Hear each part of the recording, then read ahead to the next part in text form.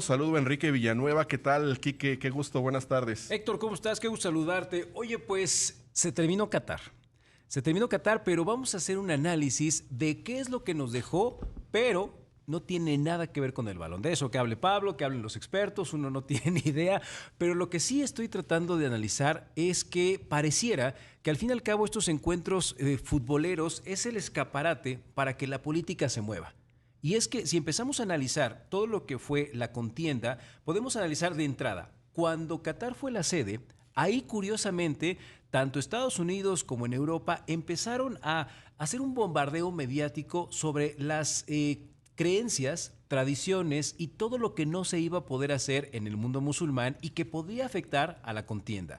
Ahí es como que empezó el ruido. Y si vamos avanzando más, desde que inició Qatar, también tenemos que muchos de los equipos lo utilizaron para foro de expresión, ya sea para denostar el maltrato a la comunidad LGBT. ¿Te acuerdas la cinta que traían algunos De la capitanes selección de Inglaterra Alemania, y de concretamente. Exactamente. También tuvimos como los alemanes se tapaban la boca en una seña de pues repudio a todo lo que está pasando, que incluso muchos comunicadores cataríes, cuando Alemania quedó eliminada, en tono de burla se tapaban también la boca para decir, miren, ya se va, ¿no? Los iraníes que se hincaban.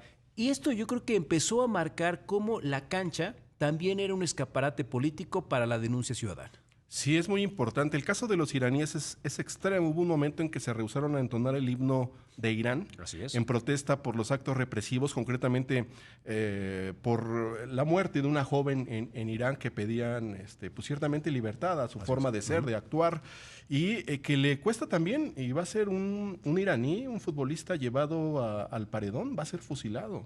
Sí, nada más que, ojo, no es de la selección propiamente, es un jugador de fútbol ya. de Irán, que obviamente, bueno, independientemente de donde sea, el chiste de poderlos llevar, incluso, bueno, este sería el tercer joven que le quitan la vida. Recordemos que el segundo no solo fue ahorcado, sino fue ahorcado en la plaza pública, en una escena terrible, ¿no? En donde con una grúa lo exhiben, justamente para que quede de antecedente para las nuevas generaciones y para las juventudes. Ojo, también lo estaban acusando de haber quitado la vida a unos elementos de la policía. Pero, por ejemplo, ya que mencionas el tema, en el Mundial Irán hubo tanto ruido por parte de su selección que fue cuando tomó la decisión de quitar esta policía de la moral. Claro, después generó otro organismo con un nombre diferente para tener lo mismo, ¿no? Pero así de potente y así de fuerte es lo que se puede hacer en el Mundial. La expresión de lo que se puede dar, incluso, bueno, famosos, Shakira, ya ves, también comentó este fin de semana que ninguna vida vale más que el festejo, y en referencia a este futbolista iraní, que si bien no era del seleccionado internacional de Irán, bueno, va a ser no sé, decapitado, Castigado, fusilado, sí, sí, sí. ¿no? Va a perder la vida. Y también nos encontramos con este choque cultural, ¿no? De entrada, cuando empezó el evento en Qatar, todo el mundo decía, es que no van a poder tomar, es que va a haber muchas limitaciones, es que la libertad, que nos van a llevar a la cárcel, que nos van a latigar. Al fin y al cabo, la comunidad se abrió. Durante todo el noticiario y durante todo el ajuste estuvimos hablando con algunos especialistas, digo, Pamela Cerdeira, la periodista que está en Imagen Televisión, que estuvo con nosotros, también Abud Onji, que es un analista político internacional, que él viene de la Embajada de Qatar y nos ayudó a tener ese equilibrio para saber que ni todo es blanco ni todo es negro. Correcto. Esos matices, ¿no? Incluso hablábamos de que el impacto también hizo que la misma sociedad catarí se abriera hacia el mundo. ¿Por qué? Porque de repente veía unos mexicanos que traían una bocina atrás y que empezaban a hacer relajo, y que después los argentinos bailaban y después los brasileños, y ellos sacaban su celular porque iban a tomar testigo de algo que para ellos era nuevo, como también para nosotros era nuevo algunas costumbres que cuando empezamos a escucharlas y analizarlas nos damos cuenta que no era tan terrible como pensábamos. Eso es cierto lo que sé. Yo no sé si tú has estado alguna vez en un país árabe, en un país musulmán. Yo estuve hace algunos años en Jordania. Es un país distinto, evidentemente. Claro, sí, sí. Jordania es un país, digamos, hay musulmanes, pero también hay cristianos, católicos y ortodoxos, ¿no? Y conviven todos de una manera aceptable, ¿no? De hecho, hay unos pueblos de mayoría musulmana, pueblos de mayoría de católicos ortodoxos, donde sí se expenden bebidas alcohólicas.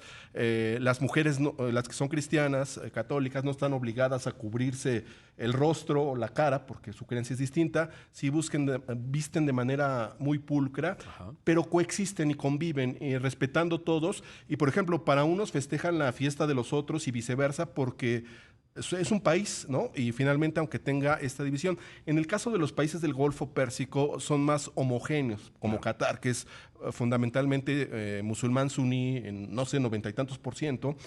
Pero lo que vimos es exactamente lo que tú estás comentando. Se demuestra también una cierta apertura, ¿no? Bueno, somos parte del mundo, ¿no? Coexistimos con otros. Por ejemplo, en el caso de las mujeres, nos estaba comentando Pamela que cuando platicó con ellas, a ver, ellas no es que les obliguen a tener el rostro tapado, la cabeza tapada, lo hacen por convicción, por su convicción religiosa. Sí. E incluso algunas de ellas hasta les agrada. ¿Por qué? Porque dicen, a ver, yo puedo salir con cara lavada sin que nadie me moleste en la calle, sin que estén viendo a ver si salía a tal lado tal, porque me pongo el velo y nadie me conoce. Entonces, en ese mismo modo está la manera de percibir el mundo, también su religión. Es como si, por ejemplo, aquí nosotros son católicos, le decimos, ¿por qué siempre traes una cruz? ¿O por qué siempre tomas la hostia? Pues porque es una manera de creerlo. Allá también, nada más que para nosotros el traer el velo, que ojo, esta es una situación totalmente distinta. Tenemos en Afganistán que se están haciendo cosas terribles. Eso, sí, eso es una atrocidad, es violación a los derechos humanos. Exactamente. Es un primitivismo terrible, ¿no? Pero en este caso, independientemente de que los cataríes sean una comunidad muy pequeñita, en Qatar la mayoría son inmigrantes. Es un país pequeño, efectivamente. Se tienen que manejar ahí en su justa dimensión.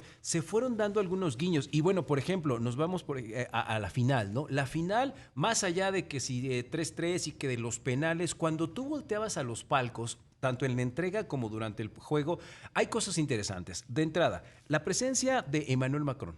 El presidente de Francia en ese momento era una de las figuras más polémicas. ¿Por qué? Porque Francia y tanto él fue de los críticos hacia el mundo musulmán. Hubo unas descalificaciones hacia la religión, hubo una descalificación hacia Qatar, pero curiosamente estaba ahí. Ya de repente, si leemos entre líneas, Qatar es uno de los países que tiene más recursos energéticos. Y si tomamos ahora el bloque entre Ucrania y Rusia que está afectando la energía y que ya tienen en puerta el invierno, pues obviamente también el presidente sí le importaba que ganara su país, pero también quería romper el hielo y como que manejar un poco mejor las relaciones internacionales con ellos para traerse algunos negocios. Claro, para ser proveedor también de energéticos, ¿no? Fíjate, hay tres, ahora que comentas lo de Qatar, que muy vinculado a Arabia Saudita, ¿no? Son igual musulmanes suníes, igual que ellos, árabes suníes.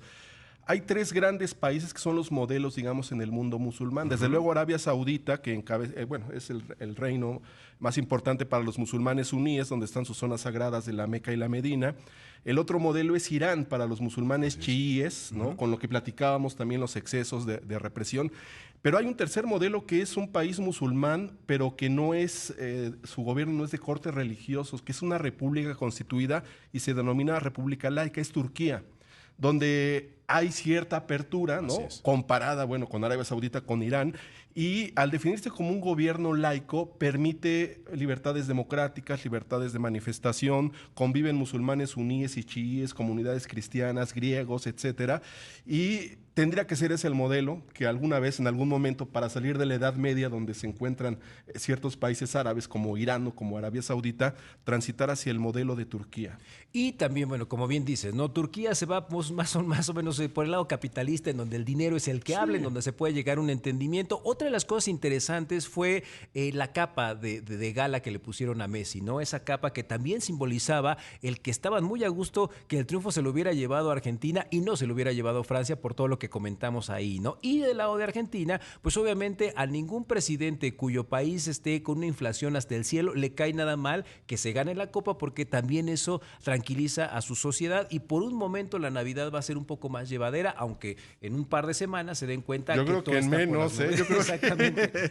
Yo creo que pasando Año Nuevo, Argentina va a regresar a la realidad. Es una economía destruida, abatida, la inflación por los cielos, siendo un país que, bueno, hace décadas era muy próspero. En los 80s, justamente estábamos recordando, 79, 80, 82, era una comunidad boyante, era de las potencias más importantes del continente, y también, obviamente, estábamos diciendo, ¿no?, que los jugadores de fútbol son inversamente proporcionales a sus políticos. Son muy buenos jugadores y los otros pues dejan mucho que desear. También algo que llama mucho la atención en esta cuestión energética fue la presencia de Elon Musk. No solo es que sea futbolero, fue también a mediar cómo estaban algunos negocios. Y bueno, el deporte y la política sirven también para beneficio de la humanidad. Ojalá estas pues expresiones políticos, sociales, traigan una mejor vida.